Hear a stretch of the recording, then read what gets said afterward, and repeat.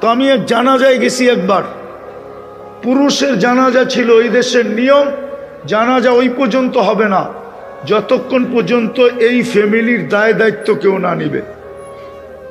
এতিমদের দায় দায়িত্ব নিলে জানাজা শুরু হবে, এর আগে জানাজা শুরু হবে না।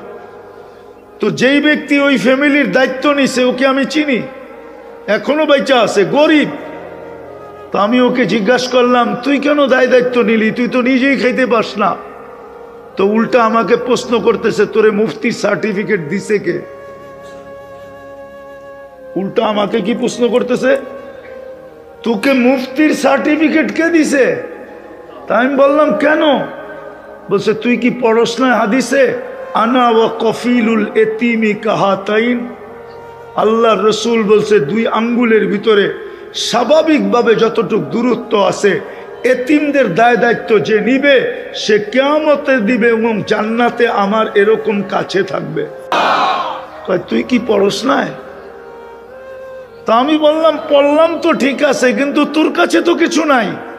বলে, এক রুটি ভাগ করে খাবো, তারপরও আমি এই মর্তবা চাই যে আমি আল্লাহর রসুলের কাছে থাকতে চাই। তখনই আমি বলছিলাম, তোরা আসলে ব্ল্যাক ডায়মন্ড, কালো তো বটে কিন্তু কালো না, ব্ল্যাক ডায়মন্ড, কালো হীরা। আমাদের দেশে বিত্তশালী নাই, ধনী নাই, দুই একটা ফ্যামিলিকে পালতে পারে না।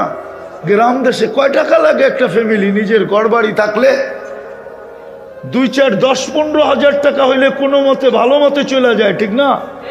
3, 4টা বাচ্চা নিয়া কোনো এরকম ব্যক্তি নাই